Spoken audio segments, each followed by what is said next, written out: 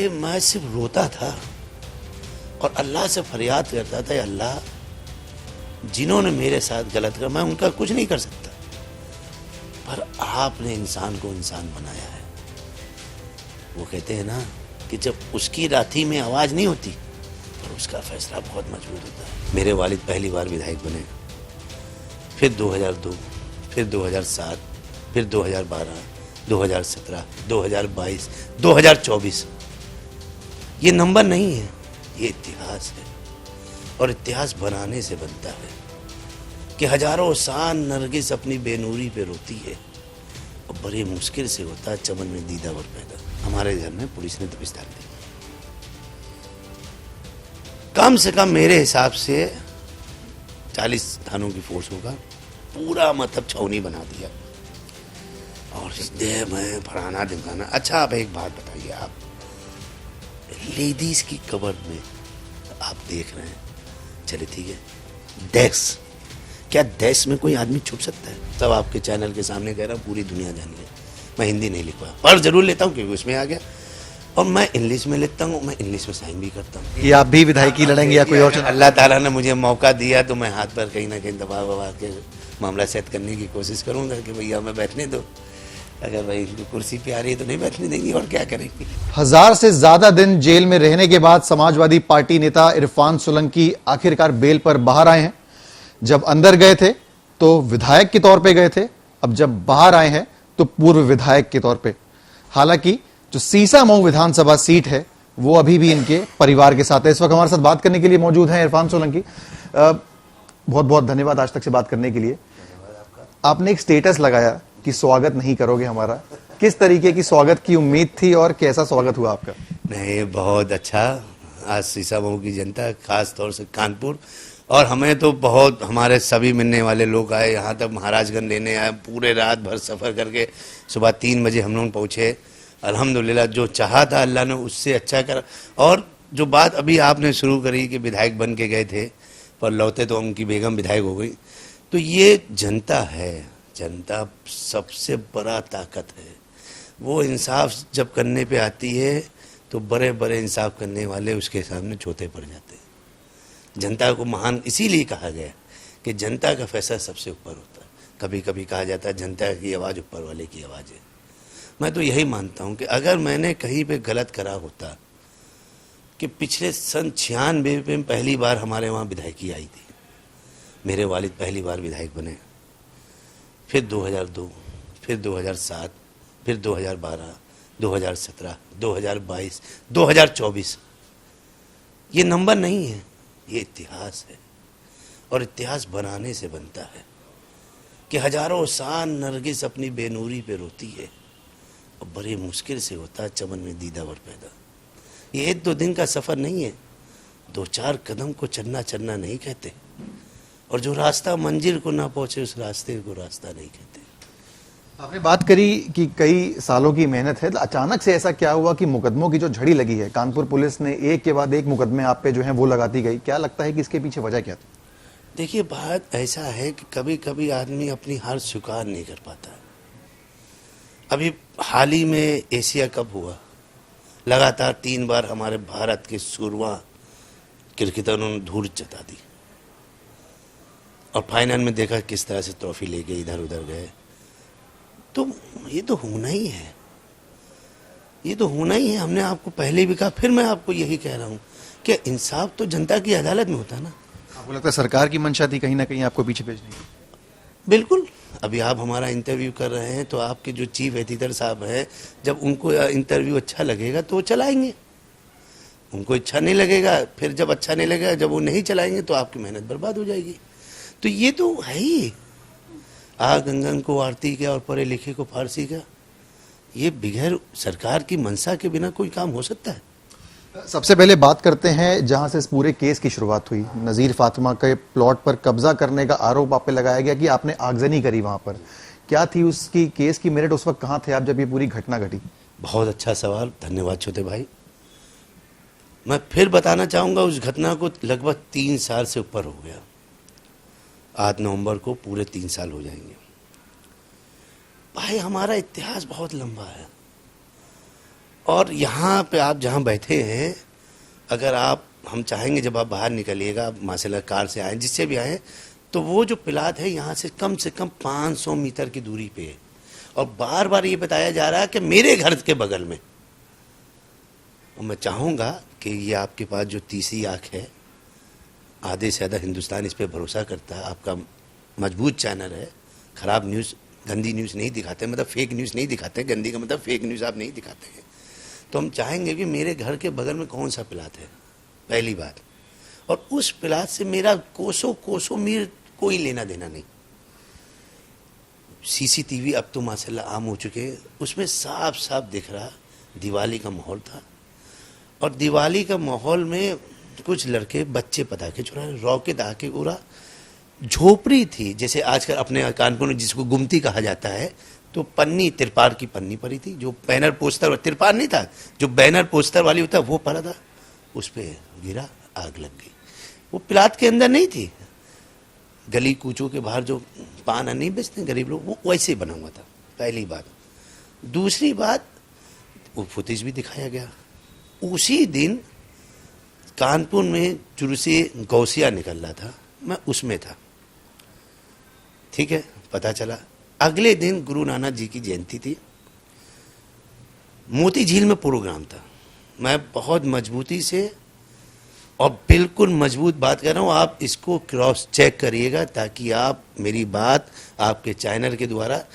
मैं मोती झील में, हमारे आपके समाज का एक बहुत बड़ा प्रोग्राम था, मैं, हमारे साथी अमिताभ विधायक जी, जोधन जी जो उस समय मौजूदा तत्कालीन कमिश्नर थे, वो डीएम साहब भी थे, हम लोग सब बैठे हुए थे।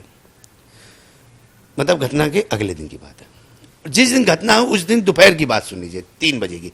पहले उसने एक गवाह आया, उसने साजिश करी, 120 भी लगी थी इसमें, फिर जज साहब ने 120 ने कि हम लोगों ने साजिश करी। उसी दिन दोपहर में 3 बजे, क्योंकि जो कमिश्नर जोधन जी थे, अगर सही से नाम नहीं उसके लिए माफ़ी चाहेंगे, तो आपको याद हो जब बहन जी की सरकार थी वो यहाँ एसएसपी थे, याद होगा आपको।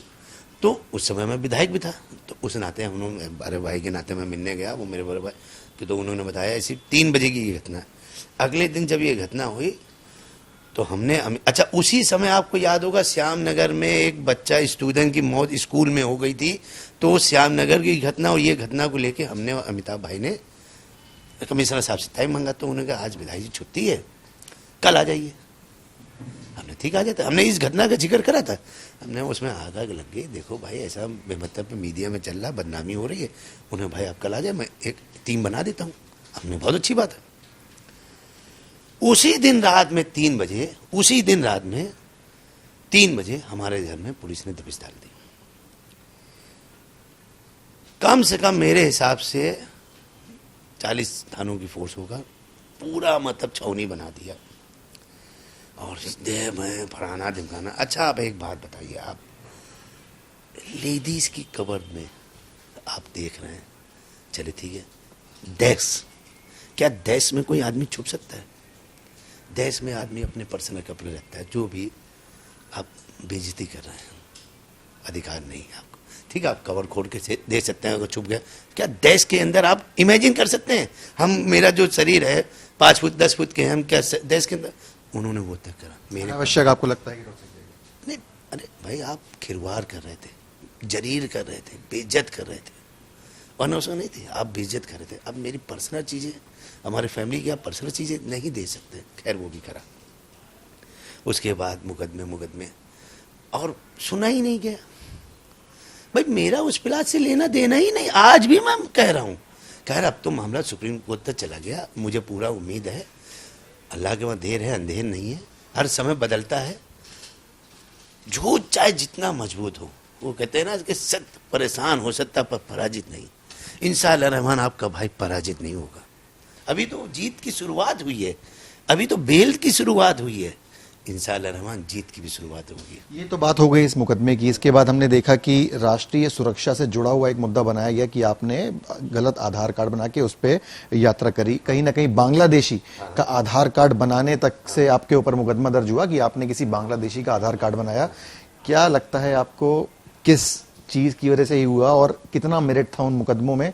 आपकी सफाई क्या है कि क्या वो आधार कार्ड जो था वो बांग्लादेशी का आपने बनाया या फिर राष्ट्रीय सुरक्षा से खिलवाड़ हुआ? बहुत अच्छा सवाल छोटे भाई, क्योंकि आप आधार कार्ड जो पढ़ रहे हैं देख रहे हैं, उसमें साफ साफ लिखा है आधार कार्ड नागरिकता का पहचान नहीं, वो नेशनलिटी सिंबल का आधार नहीं है। ठीक है, पहली बात। दूसरी बात छोटे भाई, आप हो हम हो, मैं हिंदी का एक अच्छा नहीं लिख पाता हूँ, मुझे हिंदी लिखना नहीं आता। मैं साफ साफ आपके चैनल के सामने कह रहा हूँ, पूरी दुनिया जान ले, मैं हिंदी नहीं लिख पाया, पढ़ जरूर लेता हूँ क्योंकि उसमें आ गया। और मैं इंग्लिश में लिखता हूँ, मैं इंग्लिश में साइन भी करता हूँ। वो लेटर पैड पूरा हिंदी में था, हिंदी में साइन भी थी। ठीक है, वो लेटर बताया उन्होंने 2012 का, सॉरी 2017 का, 12 नहीं 17 का। ठीक है, 2007 में मैं पहली बार विधायक बना। आपने यानी पुलिस वालों ने 2007 से जो विधानसभा में मैं पैड में साइन, बैंकों में साइन करता चला रहा हूँ, वो साइन तक निकाल ली। उस पर भी मैंने इंग्लिश की साइन, वो अल्फाज बदल सकते हैं, साइन करते करते हर आदमी का फिर वो बदल जाता है, पर सब इंग्लिश में था। उसके बाद अच्छा, दूसरी बात, हम किसी को क्यों आधार कार्ड बनाने लग गए? अच्छा, फिर आधार कार्ड की नेशनलिटी तो देने का काम हाई लेवल का है, वो गृह मंत्रालय में आता है। हमारे किसी के कह देने से हम आपका अगर आधार कार्ड बना दें कुछ भी, तो वो तो चेक आपके वो गृह मंत्रालय करता है कि किसको नेशनलिटी देनी या नहीं देनी है। मुझे लगता है जो लेटर की आप बात कर रहे हैं कहीं ना कहीं कूट रचित थे या कहाँ से आए वो? ये आपका शायद झांसी में फॉरेंसिक रिपोर्ट आती है, वो आ गई। 1200 बार साइन कराई गई, 4-5 बार 1200 बार साइन कराई गई। हमने करा 1200 बार नहीं, हम 1400 बार करते। कर नहीं तो डर नहीं, साच को आज क्या, अल्हम्दुलिल्लाह बरी हुए। झूठ वजूद नहीं है छोटे भाई, नहीं है। झूठ दम तोड़ेगा। क्योंकि सुन लीजिए, सबसे अच्छी बात ये होती है जब भी आप झूठ बोलेंगे तो अगले दिन भूल जाएंगे कि मैंने बोला क्या था, और जब सच बोलेंगे तो आप वही चीज बोलते रहेंगे, बार बार बोलते रहेंगे। मुकदमे उसके बाद जो है आपके ऊपर लादे गए, पुलिस वालों से बहस के ऊपर, उसमें मुकदमा, जब आप विधायकी का चुनाव जीत के निकले, जश्न का, उस पर मुकदमा, कितने मुकदमे आप पे याद हैं आपको? कितने मुकदमे और किस किस तरीके के मुकदमे? Thank you. चुनाव जो होता है भाई, हर कार्यकर्ता जो एक पार्टी से जुड़ा होता है, वो उसके लिए जीने मरने का चुनाव होता है।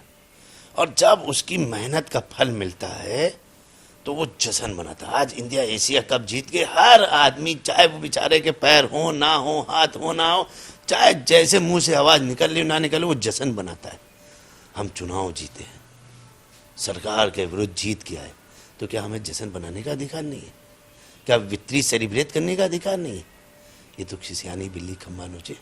इसमें प्रशासन का कहना है कि विक्ट्री जुलूस निकालने की परमिशन नहीं थी और परमिशन ना होने के बाद भी निकाला। आप खुद बताइए, 404 विधानसभा में सिर्फ अकेले इरफान सोलंकी ने विक्ट्री चुनाव निकाला। अगर अकेले निकाला हो तो भैया जो सजा है वो है। कैसी बातें करते हैं। अच्छा, फिर आपने कहा पुलिस से बहस। बड़े चैनल के आप माशाल्लाह एंकर हैं, पूरी प्रदेश में कवर, देश में कवर करते हैं।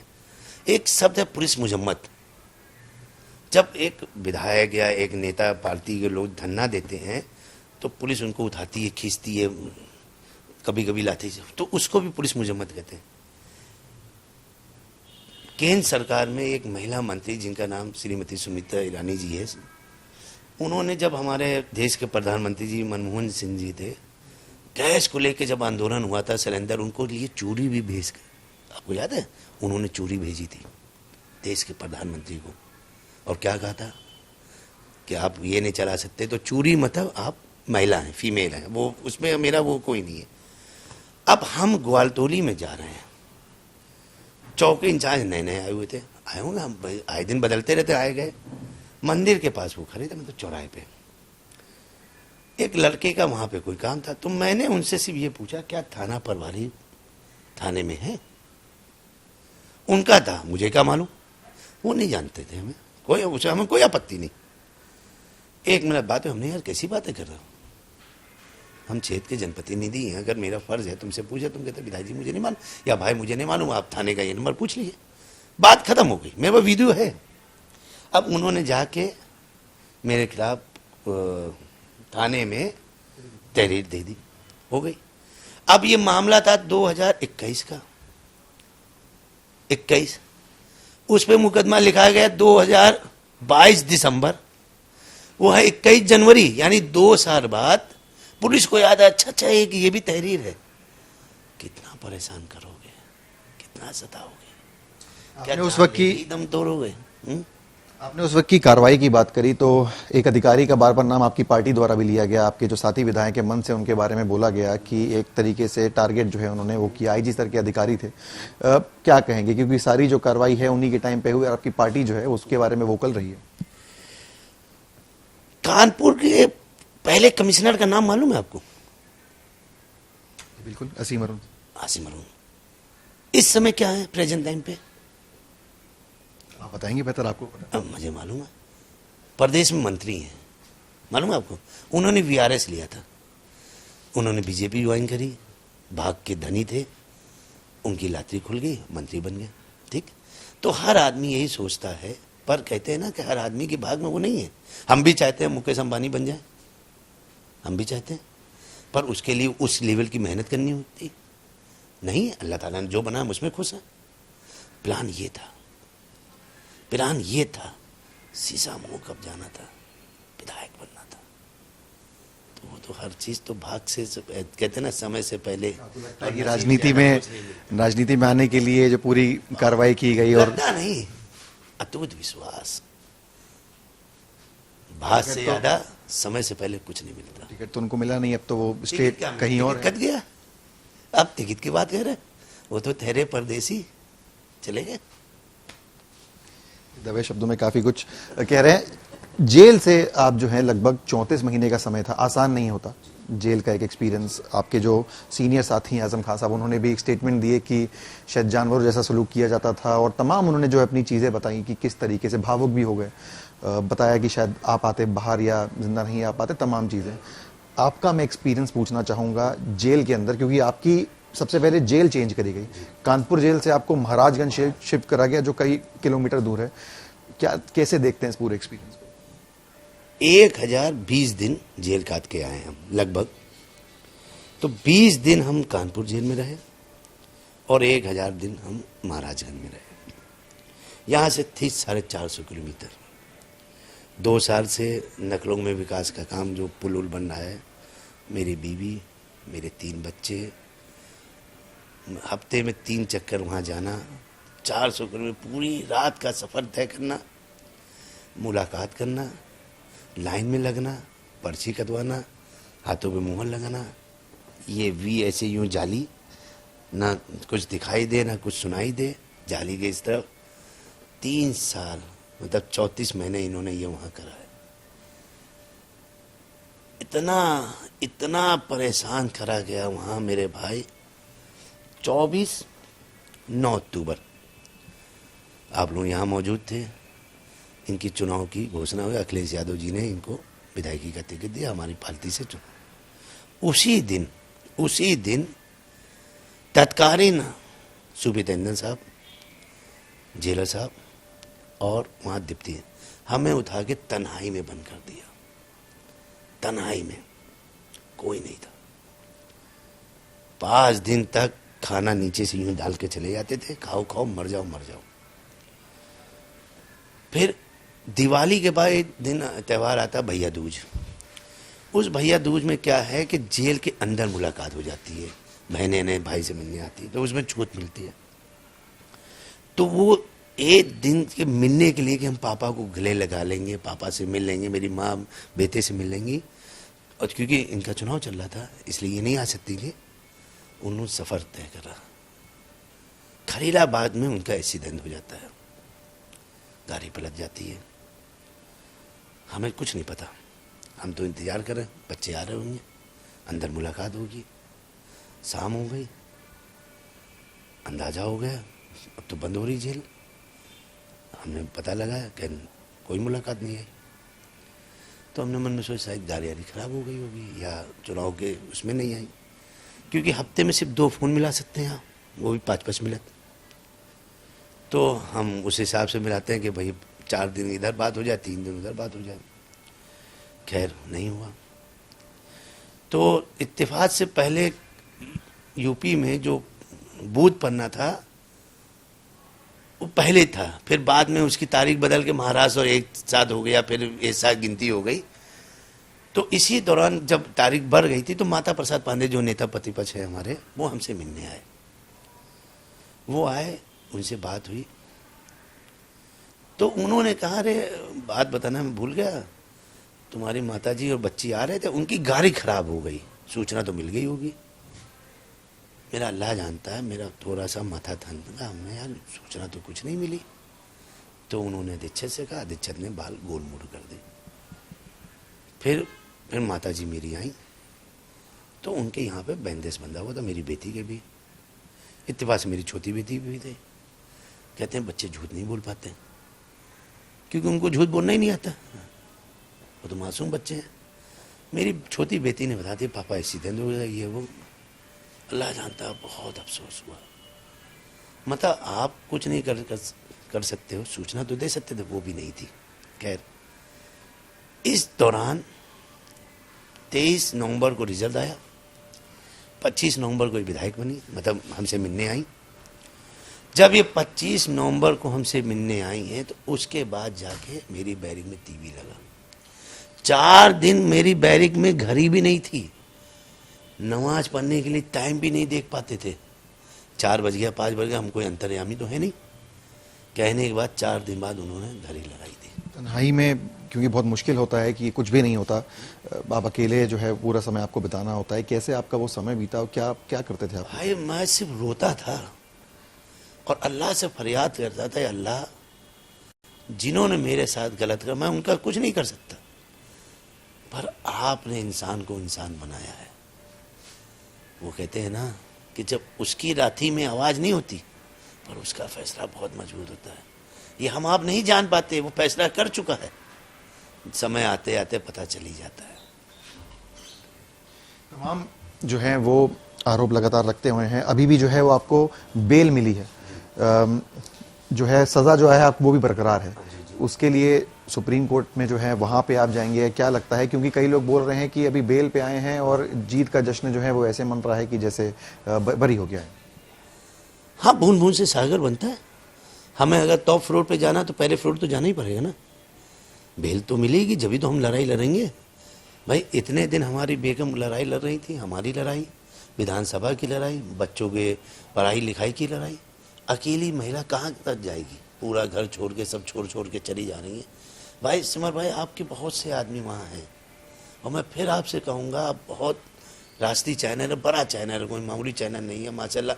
मेरे हिसाब से हजारों आपके वर्कर होंगे जो काम करते हैं, जो बहुत नीचे स्तर के, पर उनको 151 1-2 दिन के लिए जेल भेज दिया। और खासतौर पर यूपी की बात कर रहे हैं, आपको पूरी हकीकत पता चल जाए कि जेल में कैसे शोषण होता है।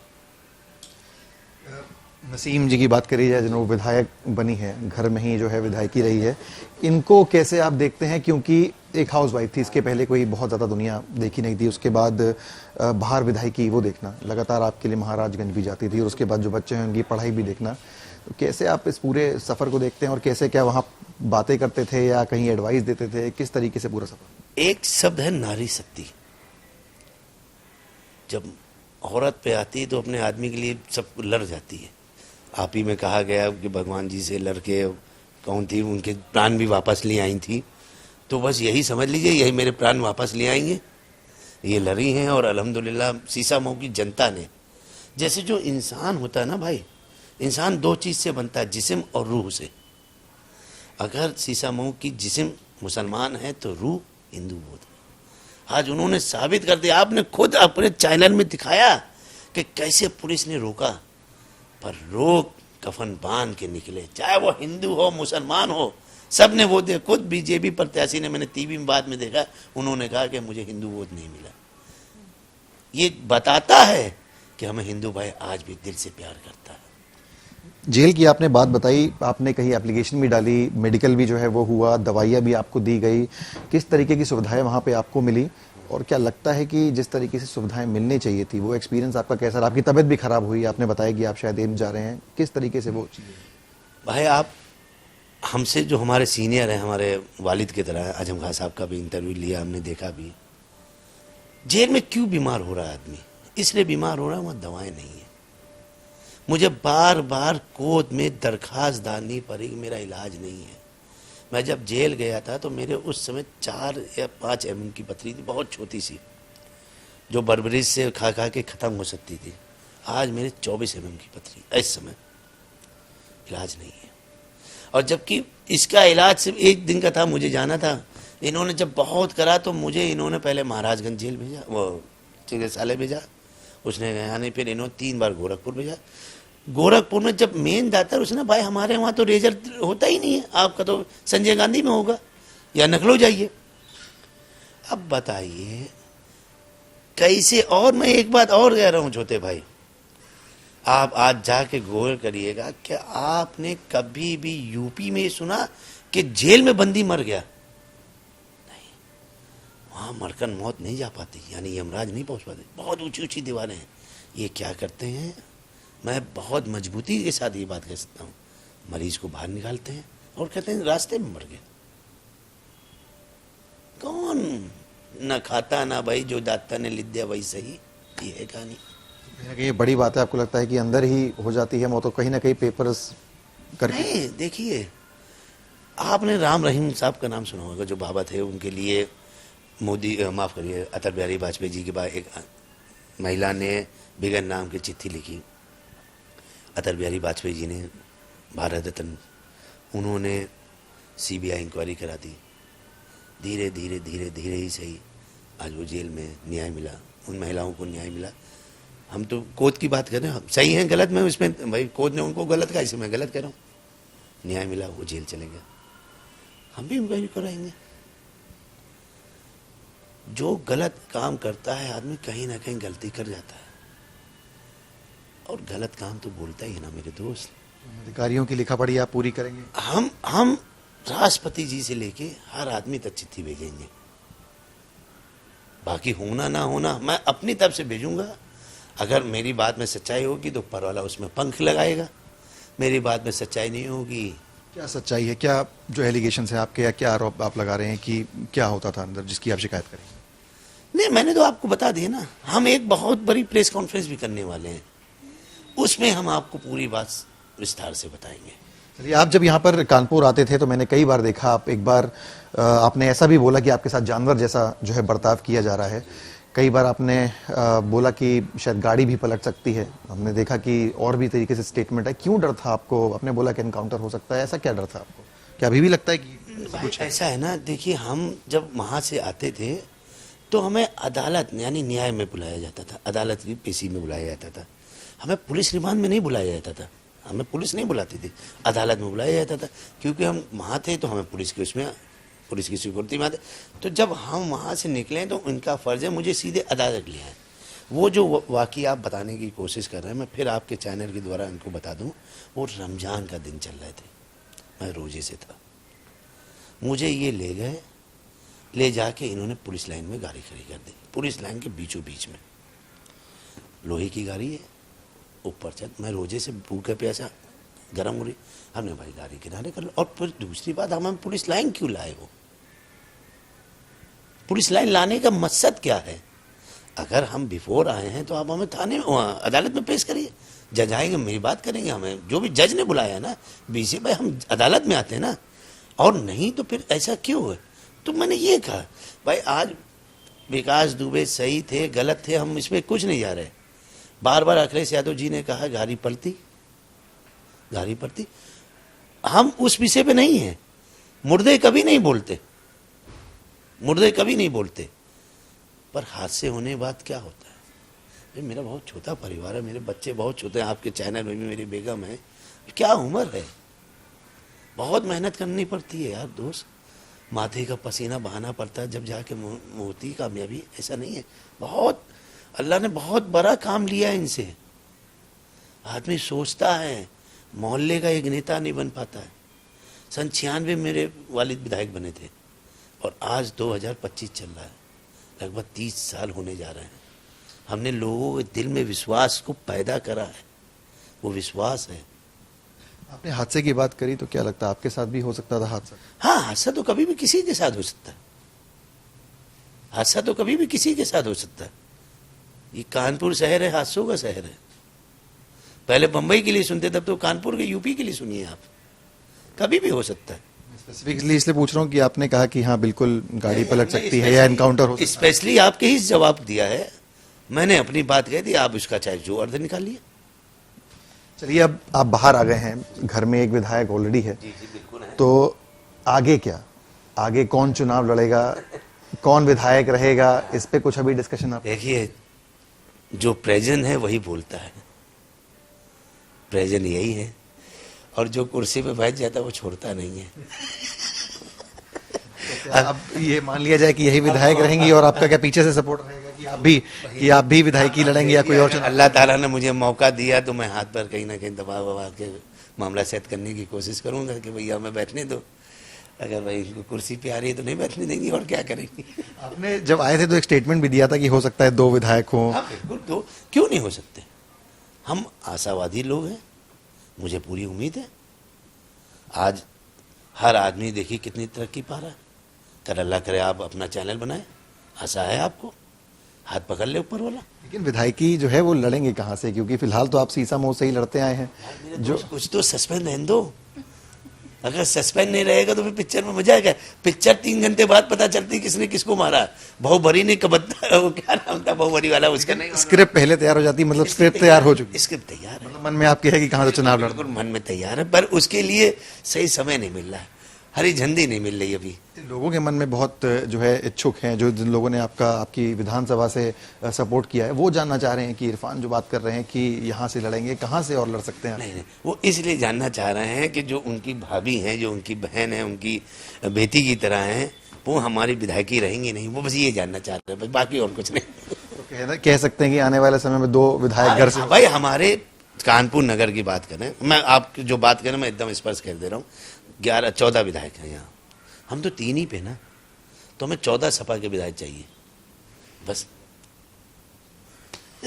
चलिए, ये थे इरफान सोलंकी, जो फिलहाल 34 महीने के बाद जेल से बाहर आए हैं।